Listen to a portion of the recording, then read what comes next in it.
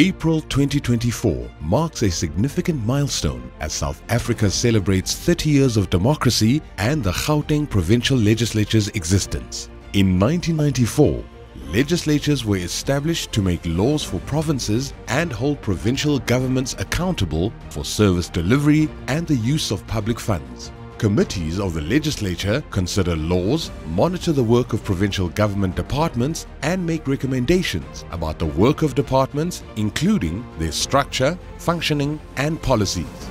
Meet the chairpersons. We are in conversation with the chairperson of the Infrastructure Development Portfolio Committee, Honourable Thulani Ndlovu. Thank you for making time to speak to the people of Gauteng. Maybe we should start by asking you to introduce yourself and then to touch on your leadership goals in terms of the primary objectives as chairperson of the Infrastructure Development Portfolio Committee. Thank you very much. The name is Thulani Ndlovu, as introduced. I'm the chair of the Infrastructure Development and Property Management Portfolio Committee. I'm a returning member to the legislature. I've served in the 6th administration. I did serve a bit in the committee, though did not stay long. They were redeployed, so I left the committee to serve in other committees. But however, I'm back deployed as chair now. And maybe my primary goal is to make sure that all the projects that are outstanding, especially those that have taken long, at least are concluded in this term. I think in the main, that is what makes me to wake up in the morning and want to go to do work of oversight. There are many projects that our government are doing on behalf of our clients, and they've taken too long to conclude most of them. No, thanks for that.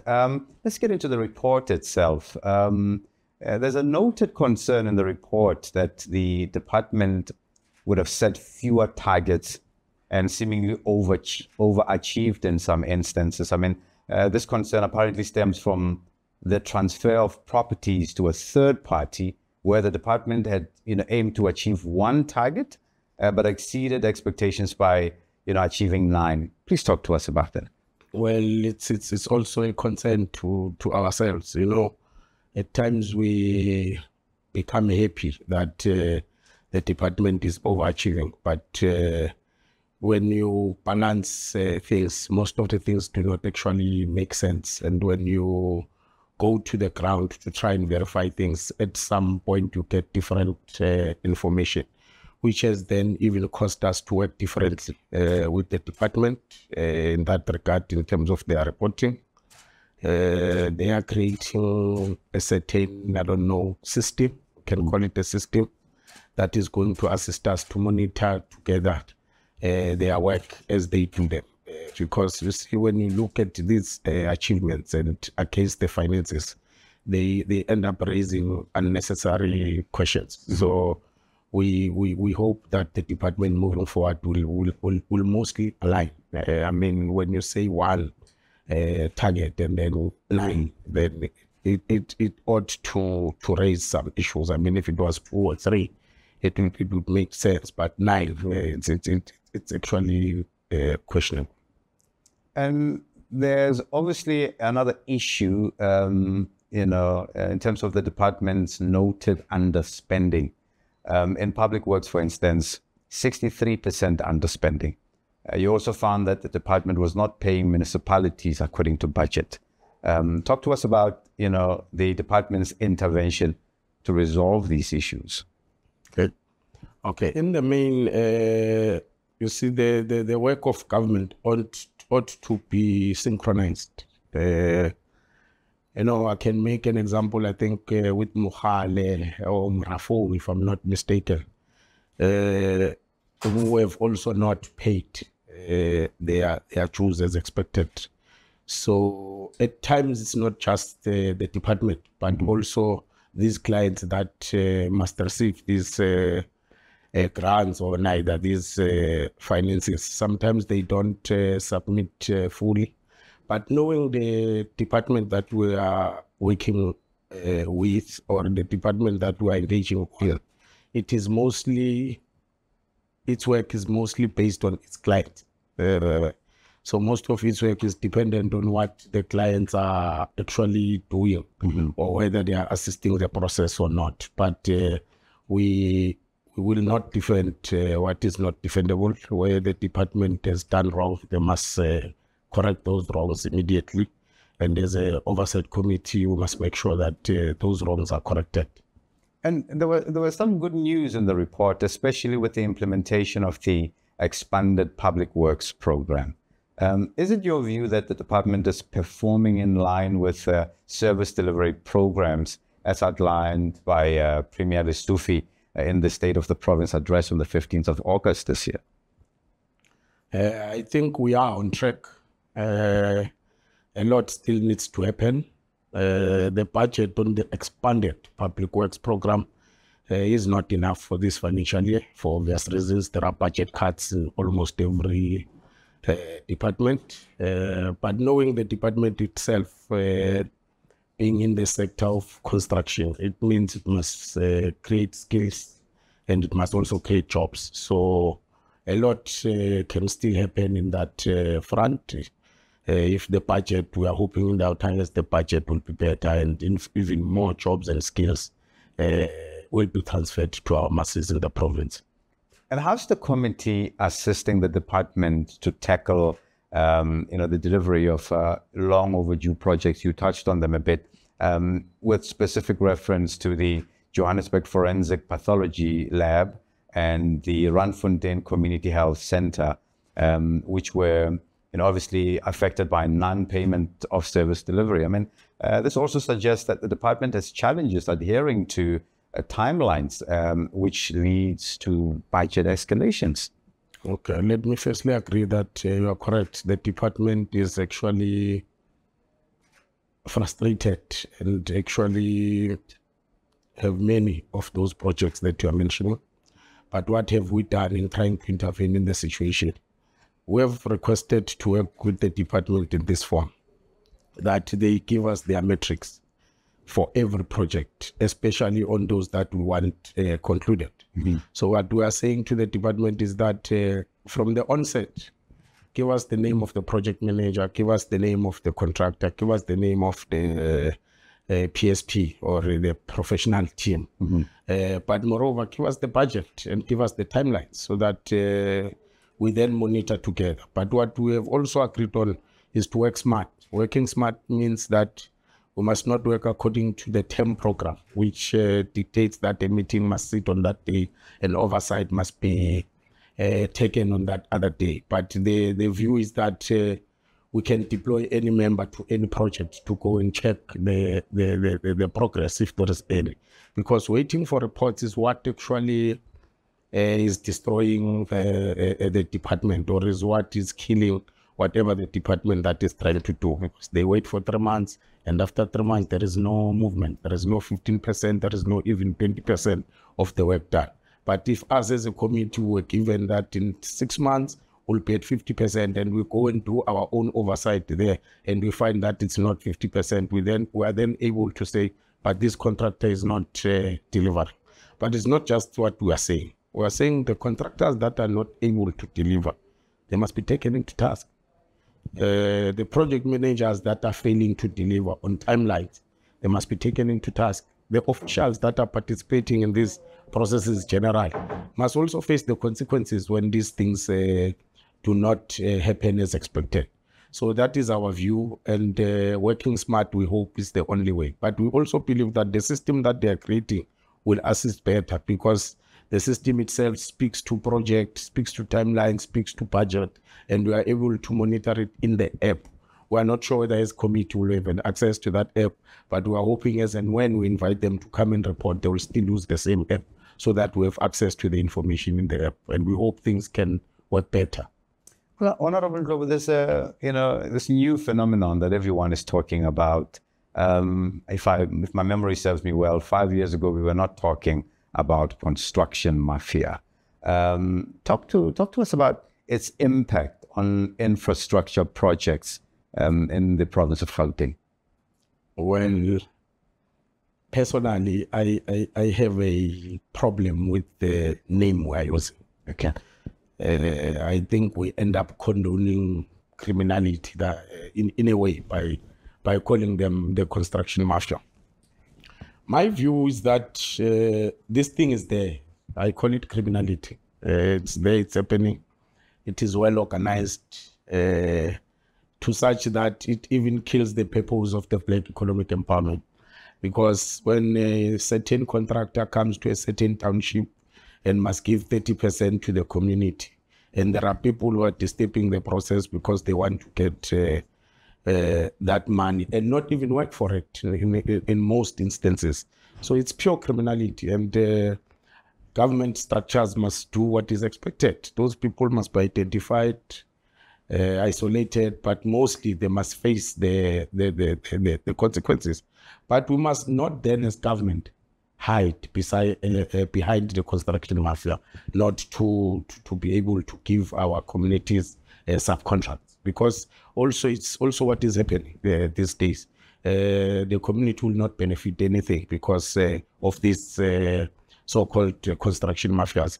Maybe if we can just say they are extorters, like it's another new phenomenon. I think than to say they belong in the construction mafia, we must call them the extorters, because these people, they don't come and look for work.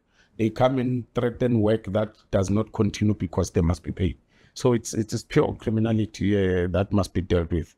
And my view is that while we are dealing with it, we must not then forget our people that are actually qualifying or that are actual need of these community works programs that must happen when these contracts go to communities. Any of your projects in the province affected by these extorters, we should call them? Well, since I've arrived, there is no specific case that I would say I'm referring it as that kind of element. But these things are happening.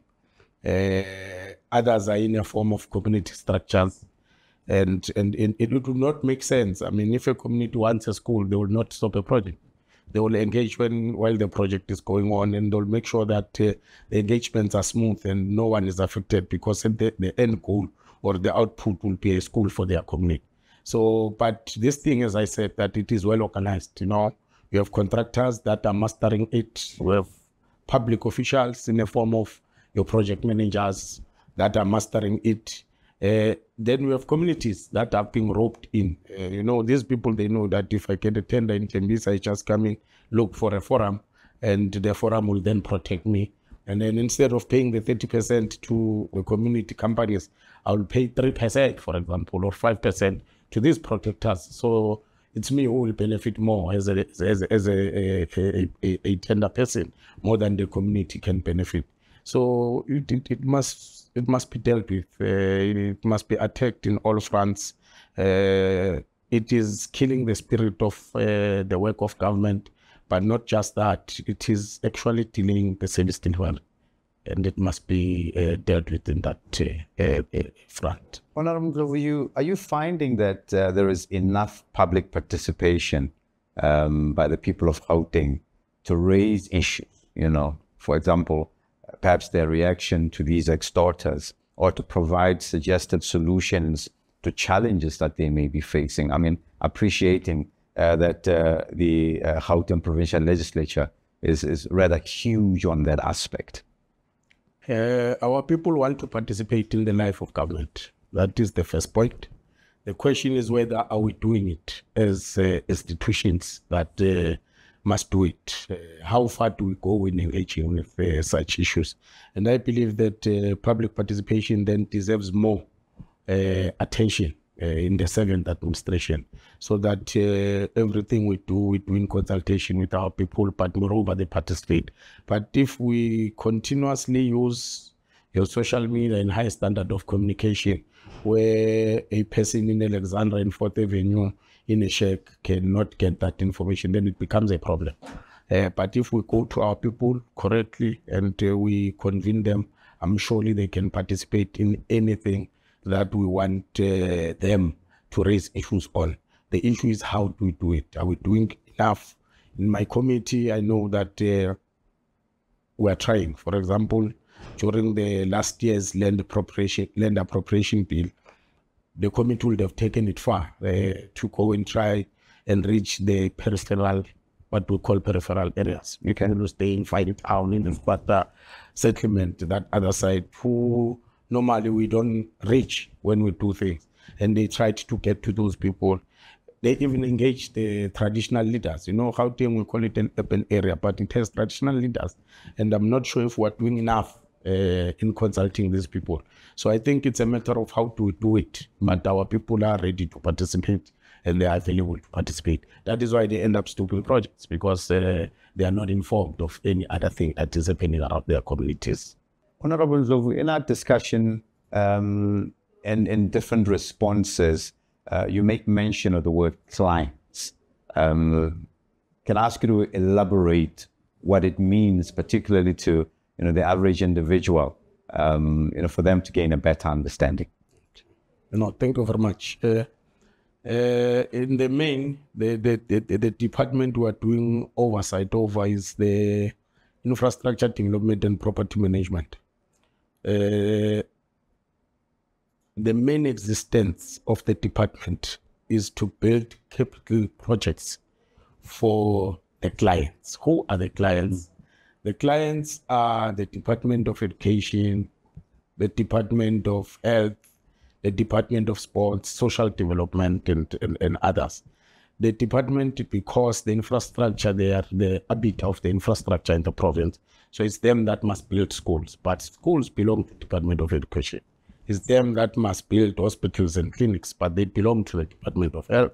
It's them that must build sports facilities, libraries, and craft centers, but they actually belong to the Department of Sports. It's them that can build these warehouses for social development, but at the end of the day, they belong to social development. So in the main, in the province, they exist to build capital projects on behalf of these other departments. So when we speak about client departments, we are then referring to those departments that they are assisting in terms of the infrastructure work.